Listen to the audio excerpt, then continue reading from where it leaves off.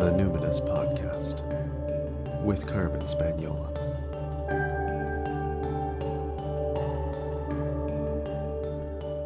Hi there, and welcome to the Numinous Podcast, where we have interesting conversations with everyday folks about the mystery of life.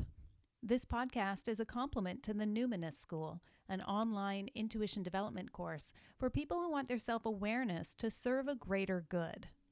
I'm your host, Carmen Spaniola, and this week my guest is an author who has been fundamentally formative in my thinking and my approach to climate change.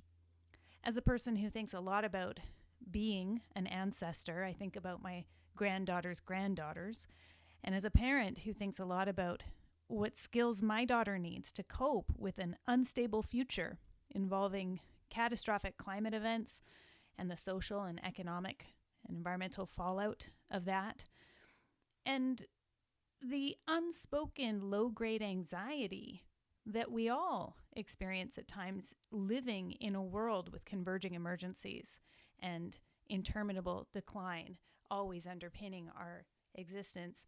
I turn to Carolyn Baker to keep me sane in a sane world. So it's my sincere honor to welcome Carolyn Baker to the Numinous Podcast today. I connected with Carolyn over Skype. She was at home in Boulder, Colorado.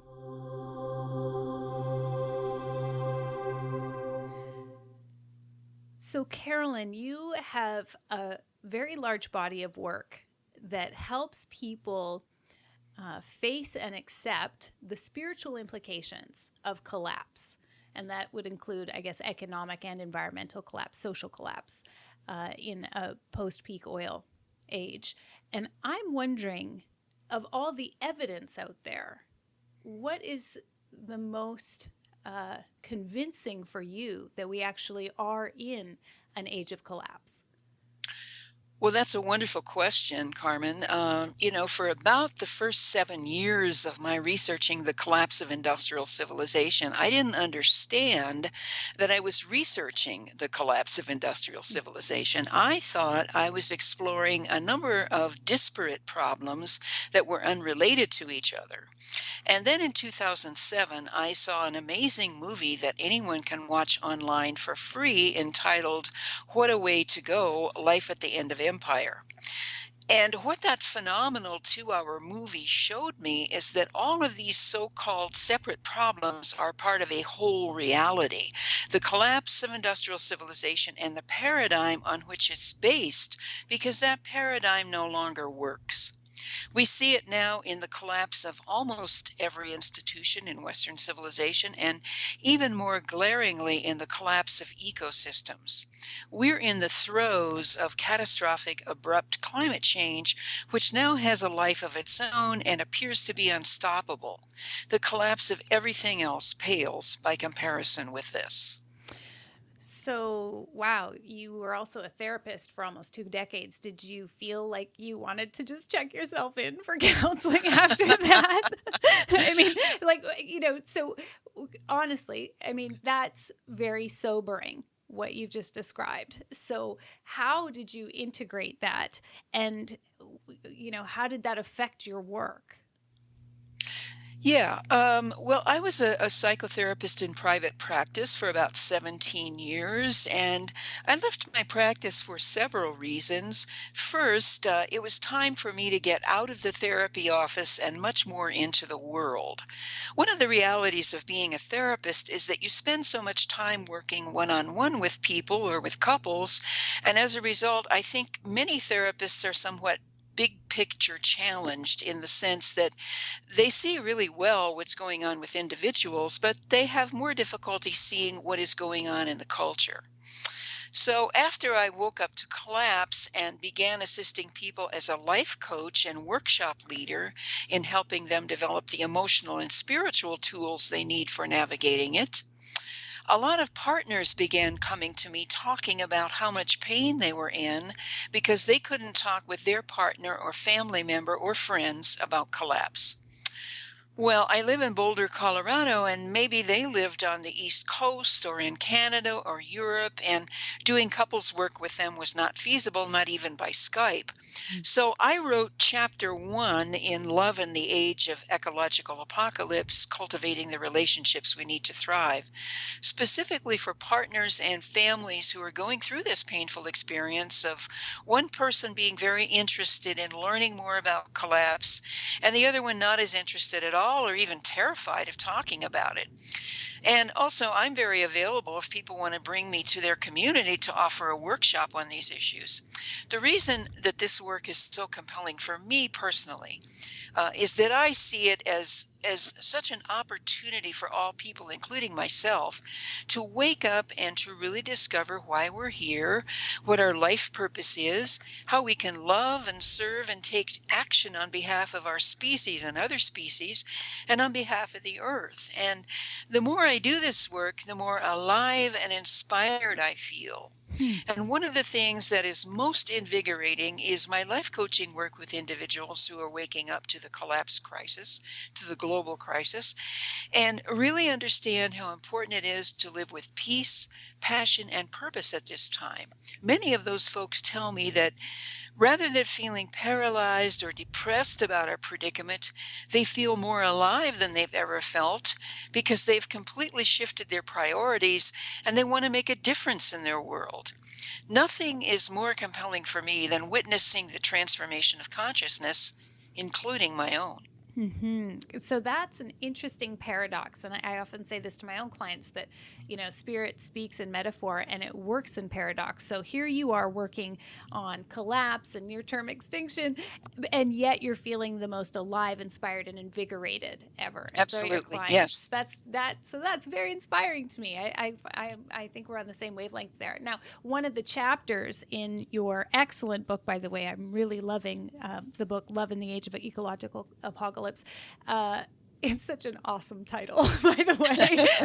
I didn't choose that title, the publisher did, and I said, that's fine with me. Oh, I love it. I love it. I love it. So one of the chapters is on near-term extinction. And this is actually a term that I think is not in the mainstream very much. And so I wonder if you could, obviously people should get the book and read the chapter, but can you just define what near-term extinction is exactly?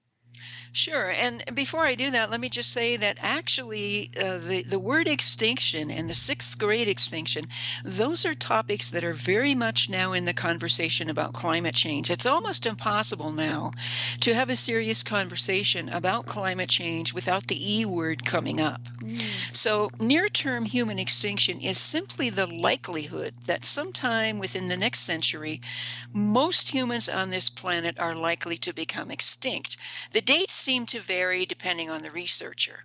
Um, some 200 other species are going extinct every day. And based on the impeccable research gathered by my colleague, Dr. Guy McPherson, and really available to everyone everywhere, I have a very difficult time believing that there will be many humans on this planet by 2100. Guy sees humans going extinct by 2030, 2040, somewhere in that vicinity. I really don't know. But as I said, I can't see humans enduring much beyond 2100. And by the way, Guy and I co-authored a book last year entitled Extinction Dialogues: How to Live with Death in Mind, in which we had a conversation about his expertise, the science, and my perspective on how we deal with this emotionally and spiritually. Fascinating. Well, and I don't know if you're familiar with the work of Stephen Jenkinson, who isn't working in the area of collapse explicitly, but he's working in the area of dying and Very addressing. familiar. Very familiar. Yeah, love him. So I'm in his Orphan Wisdom School and very much enjoying it. But isn't it interesting, though, even how I'm just noticing how you said within a century, so it's only 100 years, within our grandchildren's, our grandchildren's lifetime, most humans will become extinct. So really what we're talking about is billions of people are going to die, probably from environmental, economic, social collapse and upheaval, that sort of thing. So the fact is we do have to face grief because we will literally be midwifing each other through death, or at least our culture through death. And I'm wondering if that part, that billions of people are going to die, even if Elon Musk, like, oh, I love that we have a battery now that can save sunlight. But the fact is that still doesn't prevent catastrophic climate events in which people will die. That's just one example. So is it that fact of the mass extinction that has caused you to now kind of stick your neck out? I mean, there are easier jobs, I'm sure, than being a writer in this genre, than being, sounding the death knell of society. So Right. Is it that part that made you decide to sort of stick your neck out and have these discussions, or was there something else? Well, I've been an activist for many years, and when I saw what's at stake way back in the early 2000s, long before I understood the collapse of industrial civilization, I knew that I had to talk about the difficult subjects. But even before that, I was a student of Carl Jung, who told us many times that the darkness and the light need each other, and that we can only experience the fullness of light and life by being willing to deal with the darkness. And for this reason, my work will never be accepted by the popular culture. My books will never be on bestseller lists because I'm saying a whole lot of things that people don't want to talk about.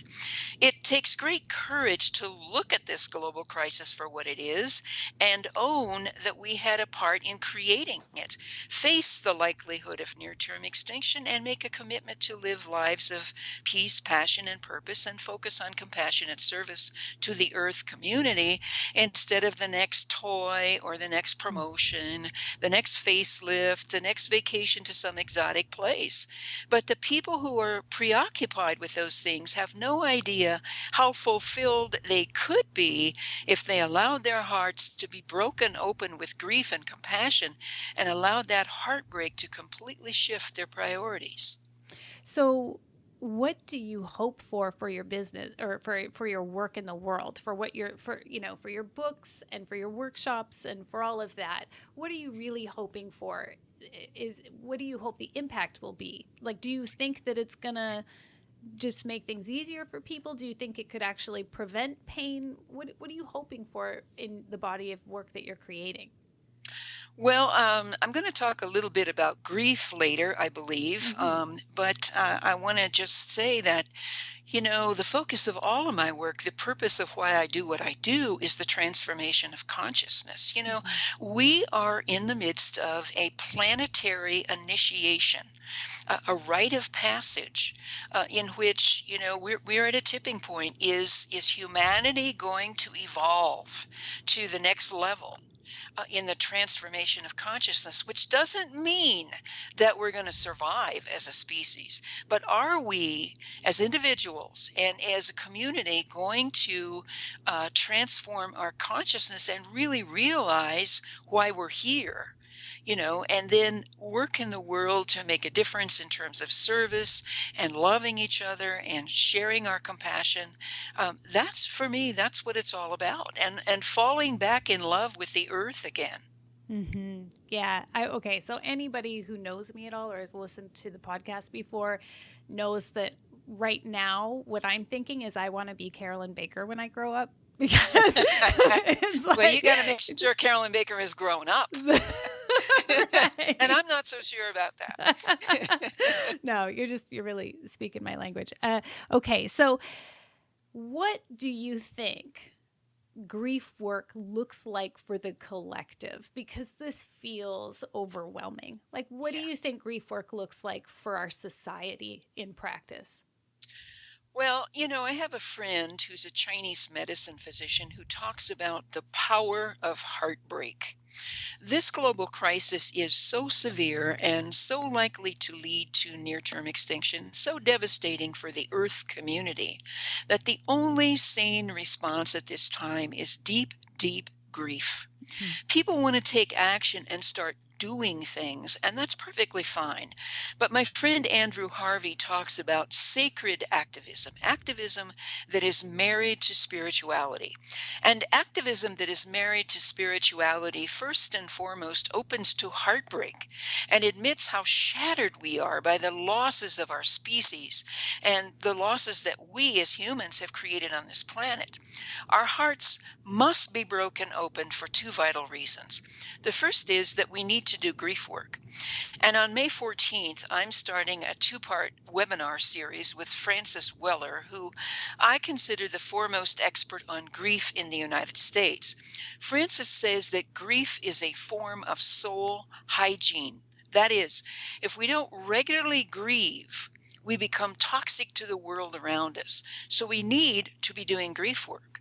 And the second reason we should allow the heartbreak is that heartbreak guides us into our truest mission on this planet. For example, if the plight of animals breaks our heart, we should work for animals. If the plight of homeless people breaks our heart, we should serve there. We shouldn't decide intellectually how we want to serve, but we must allow our hearts to guide us, and a broken heart will not guide us incorrectly. In fact, it's the ultimate GPS of the soul. So, as I said, Francis Weller and I will be doing this two-part webinar, Grief and Joy in a Flatline Culture, May 14th and 21st. And people can register for it by going to syncast.net. That's spelled SYNCHCAST, syncast.net. Francis and I will be working together on 2 consecutive Thursday nights to help people begin to tap into their grief safely and with support. We titled this workshop Grief and Joy in a Flatline Culture because without exception, when we allow ourselves to grieve consciously, it deepens our joy and our connection with all living beings. And also, I'm doing a weekend in June in Providence, Rhode Island called The Gifts of Grief, Grief as Sacred Work. That's June 12th through 14th in Providence. And we gather Friday night, Saturday, and Sunday morning to come together and do conscious grief work in a very safe and nurturing environment. One of the things that grief work does is deepen our connection with the community. We have almost no permission in this culture to grieve. We're told that it's a private matter, and rarely, if ever, do we have the opportunity to be with other people who are grieving and who give us give us support as we grieve. And that's what this weekend offers. So if you want to find out more about this weekend and register for it, contact me at carolyn@carolynbaker.net. That's exciting because when I contacted you at your email address and you responded right away, I freaked out. I put it on Facebook. It was pretty exciting. I have a question about the webinar. Is there a cost for that? Yeah, there is. I think it's a $30 to $60 range, and I believe it's a sliding scale type thing. Nice. So That's great. just go to syncast.net and you can find out more about it and register for it there. I'll be there. That's awesome. All Thank right. you. Okay, so after you've come through the long, dark night and you've dried your tears, Carolyn Baker, the traditional last question on the Numinous podcast comes from the Proust questionnaire. And that question is, what do you consider perfect happiness? Well, we are a happiness addicted culture. And I'm not a huge fan of happiness. I think it's highly overrated, but I am a huge fan of joy. Happiness is circumstantial, comes and goes. Do I have lots of money in my bank account? Do I look good? Do I have a boyfriend, girlfriend, that sort of thing? Joy is something that we carry with us in our core that we can tap into and access even if we're very sad and we're not particularly feeling happy. So perfect happiness, I think, would be, to admit that there's something beyond happiness, to admit when we're not feeling happy, and to cultivate that joy that is at our core. Beautiful. And do you have practices that help you cultivate that? Yeah, I do. And I talk about that in Love in the Age of Ecological Apocalypse, and also in my 2013 book, Collapsing Consciously, Transformative Truths for Turbulent Times. Yeah, I really enjoyed that book, and I recommend it I have recommended and do recommend it on my website as essential reading. And and it is amazing how much aliveness and inspiration I feel when I'm reading this material, because you are speaking the truth, and it's like oxygen for me, and I know it will be for many listeners. So thank you so much for sharing all of your perspective and expertise and wisdom with us today, Carolyn. I really appreciate you being here. Thank you so much, Carmen. If you're a person who's never heard about near-term extinction and this is the first time you're hearing about collapse, I can't even imagine what you're thinking right now. But for me, I feel totally invigorated and pretty excited to know that Carolyn Baker is in the world. And I have her email address, and now so can you. You can get all of the show notes at my website, carmenspagnola.com, CarmenSpagnola, and just click the link for the podcast. Thank you so much for listening today, especially to the parts that may have been difficult to hear. And I'd like to send a very warm shout out to my listeners in South Africa, so far away, and yet we're connected and so close. It really warms my heart that you are spending time and downloading, and I hope you're appreciating the show. If you'd like to keep exploring the great mystery of life with me, go to my website, carmenspagnola.com, and sign up to receive notifications. You'll instantly receive a free meditation download, and I'll let you know every time I release a new episode. Until next time, take care.